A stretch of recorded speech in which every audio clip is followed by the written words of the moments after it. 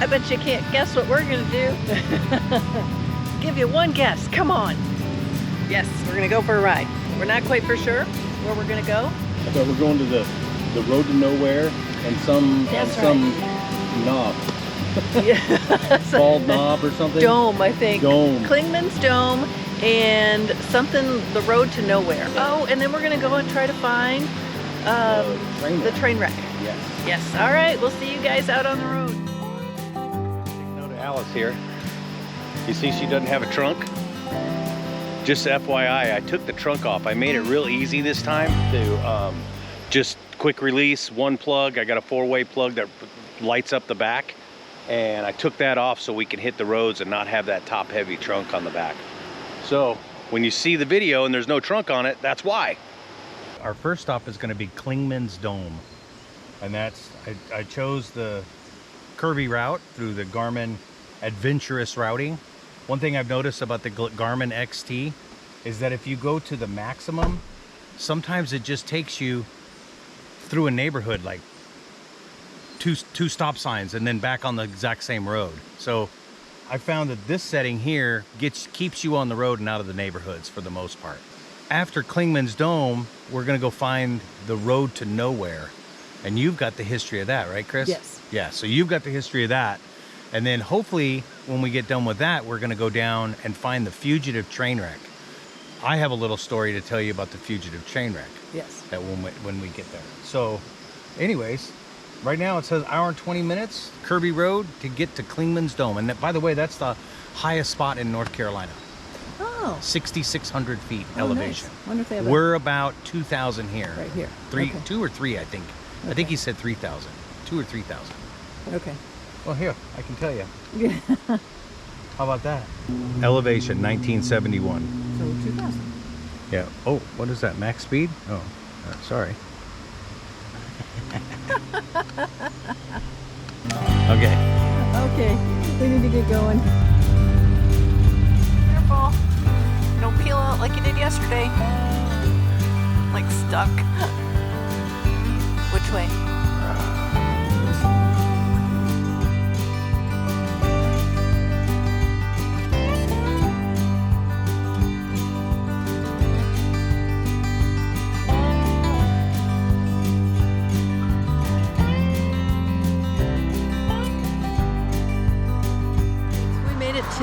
Actually, we're wandering through the Great Smoky Mountains on our way up to Clingmans Dome.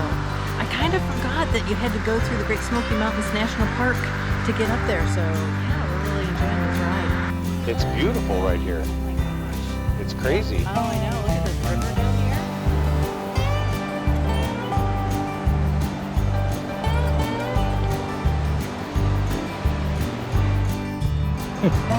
Untangling my mess.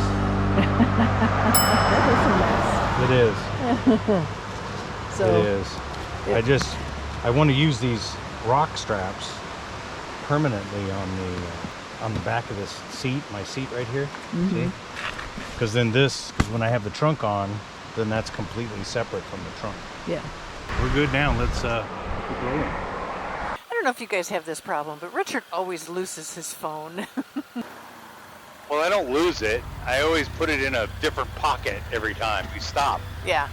I try not to put it in my back pocket so I don't sit on it. Then I put it in my coat pocket and then put the coat on the bike and forget it. Okay, so bank it down to 45 here, and maybe we won't just come up on a bunch of people. And maybe we'll see an elk. Nah. Not when it's us and 10,000 other tourists. There is a remarkable amount of tourists that I did not expect. I guess Great Smoky Mountain National Park Drive is popular. This reminds me of Yellowstone, that mess we got into. Look at this. Because it goes way back there. I mean, it's amazing how far this has gone. Well, and this is an out and back. It's one way up. Oh.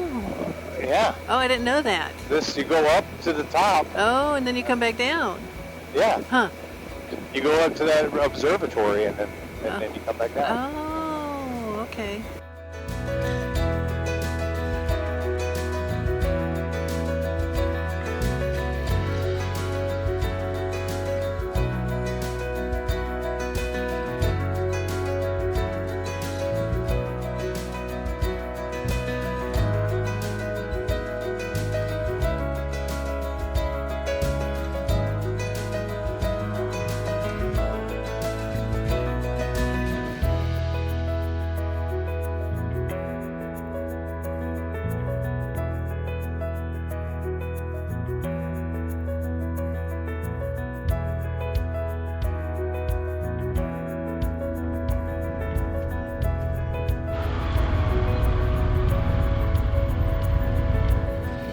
Clingmans Dome, we think, is over there, shrouded in clouds. Yeah. in clouds. The highest point in Tennessee and the highest point in the Great Smoky Mountain National Park. Clingmans Dome, elevation 6,643, was named after Thomas Lanier Clingman. He was a serious looking dude. I feel like I'm on Mount Everest. Is this what it looks like on top of Mount Everest? No. No, there's a lot more people. Oh.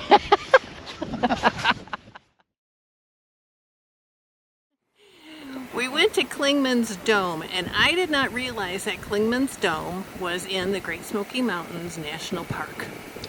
Which was very cool, by the way. Yes. So, had I known that and done a tad bit more research, we would have spent the whole day there, because there's all kinds of stuff you can stop and see, and waterfalls and hikes, and it's just beautiful. But we've been kind of cooped up with the rain, and so we wanted to do a ride. Now that we have come back down from the mountains, we're in the little town called Silva. And around here is the train wreck that was in the movie The Fugitive that we're going to try to... The bus was hit by the train. Yes, so we're just going to bop over there, see if we can find it, check it out, take a look. Was that cousin hit on that bike with a helmet or what? Did you see that? There was nothing but hair coming out from underneath that. I know.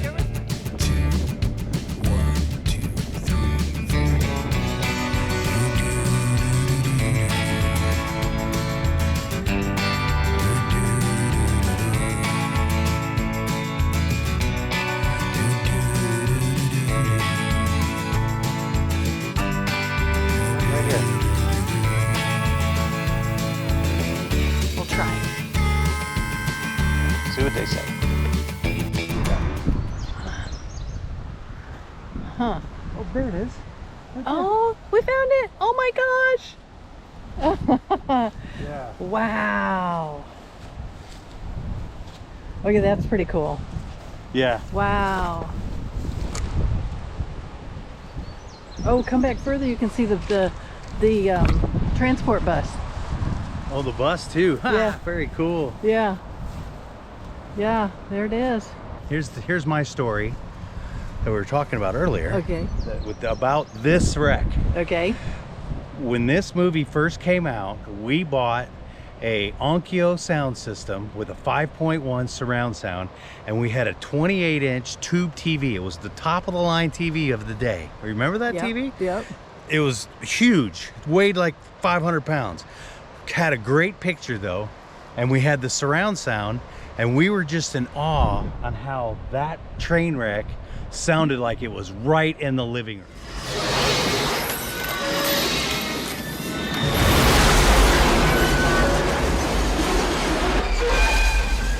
I think you replayed that a couple times. Oh yeah, it was, you know, and the THX sound. But that wreck was definitely something I remember distinctively. When was it? When was The Fugitive made?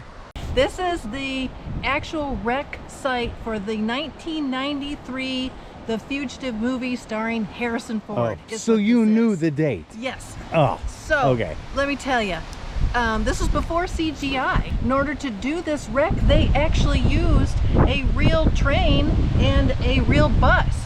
They had one shot to do it, and they did it. If you've watched that movie, they did it spectacularly.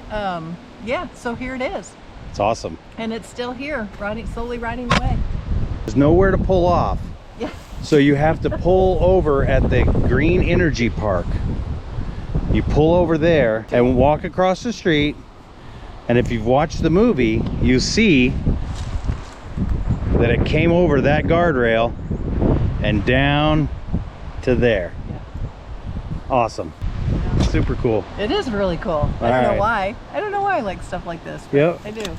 We went and saw the bus and the train that crashed in the movie The Fugitive. And now we're gonna go and make our way over to Bryson City and hopefully find a road to nowhere.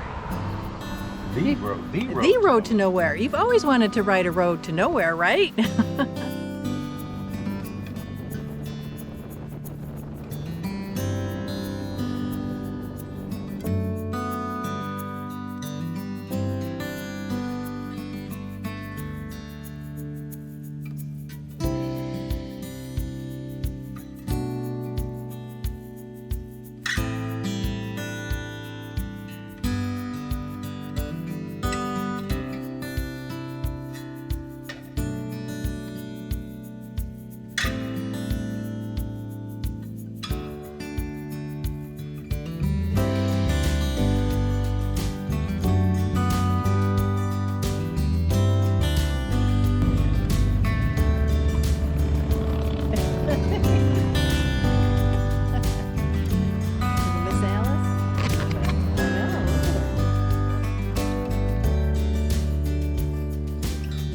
having a really good time on this part of the road. It started out 2 lanes, and then it went to 1, and then it just went to no trucks over 30 feet in length, which is always a good sign. Yeah, we're having a really good time. This is a beautiful road.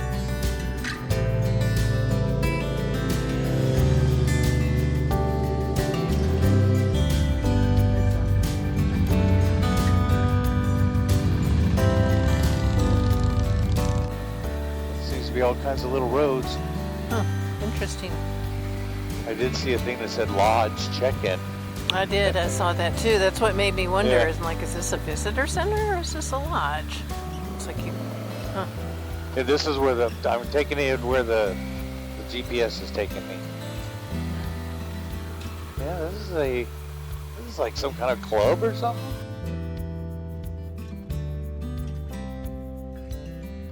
So we are going to go back through that awesome road that we just were on, and we're going to go back to Bryson City and pull over there and hopefully find some directions to find the road to nowhere. It's kind of weird. We're trying to find a road to nowhere and we're getting lost. We're getting lost and not finding anywhere. We're not finding anywhere. Yeah. Or is it nowhere? We're not finding anywhere or nowhere? It's the road to nowhere, but we can't find it anywhere. Who's on first? The question is, will we find it? We haven't found it so far. No, but what are we looking for? Okay, we're looking for a road to nowhere. Right. Yeah, and we're having trouble finding it. So, okay. What we do is we go through this light, go to the next light, make a left, okay, take it to the end. Look, there's a sign that says road to nowhere. And we have been all over. Well, we'll see how many miles we got when I look at the Relive app. Oh, okay. Yeah. We're literally on the road to nowhere now. Yes. That's funny. This must be the road to nowhere. Does it say? High school, road to nowhere. Oh, so there's a high school back here.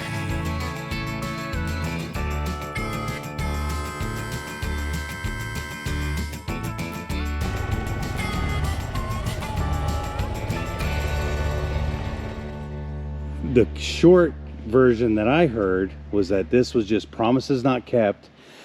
Said they were going to do something because they made the lake. Well, let me and give then you. That was it. That's what I heard. Yes, let me give you the background information. 1941, they built Fontana Dam. It's 44 stories tall. It's the length of 8 football fields. It's just this big dam. Huge dam. And they had to, when they did that, they had to displace 1,000 families. And they separated them from their cemeteries also. So the promise was that they would connect a road from Bryson City to Deals Gap. Well, what do you think happens when you look at snowflakes? Snowflakes. And snowflakes. Yes. Like regular snowflakes? Yes. Okay. And they're melting a little quickly. What do you think? Well, it's okay, like so water. let me give you this more information. Quickly melting snowflakes and a sulfur smell. And a sulfur smell. Yes. Well, that's probably really bad. Yes, because as they got into this road, which is only 7 miles long, and started on this tunnel, somebody noticed that the snowflakes were melting really fast, and it smelled like sulfur. Oh, and so there was a it down. hot spot. Well, it's the rock that they're churning up. Oh, It's okay. highly acidic, and so they shut it down to do an environmental study and never got approved again. So what ended up happening is they kept promising, we'll build it, and environmentally it just kept getting shut down. So in 2010, they finally settled for $52 million. So we're not going to build it. The city, I don't know who got the $52 million. Oh, okay. Somebody. So Bryce City or whatever it Bryson was, City, or the families maybe. From 1941. So when did they settle?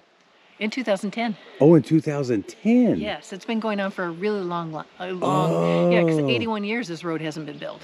Yeah. Yes. So here we are. We're going to go check out the tunnel, and yeah, that's the story, and I'm sticking to it. Awesome. We found it. Look at the trees growing on the top. Real money. Oh, here we go. And then they gave up the ghost. That was it. We're on the other side of the tunnel now. Road continues for about a quarter mile more. Pavement's pretty much given up the ghost after so many years though. And then it just kind of peters out, maybe into a hiking trail is what it kind of looks like. But yeah, they had good intentions to build a road. Okay, we got to get to the end of the road. Here it goes. Oh, you know, really, I think it's kind of great that they didn't finish the road, because this is just beautiful and amazing. And if you want to experience it, you can do it on your 2 feet rather than busy, noisy cars wandering through this beautiful, pristine area. Just my own personal opinion. Wow, just stunning. Hey, Lieutenant Dan! So in all of our meanderings today, Yes. how many miles did we do? Well, so far we're right at 200 miles. Okay. Okay, and then we got to go home. So. Oh, forgot about that. Yeah, so that's another 30 minutes. So another 30, maybe 40 miles. Okay. I guess I should take that back. These are curvy roads, so it's probably like 10 miles, and it's going to take us 30 minutes. Yes. Yeah. So over 200 miles. Over 200 miles today. Yes. Back and forth. Well, Yeah. it wasn't really back and forth. We did all Yeah. kinds of cool roads. It was great. It was great today.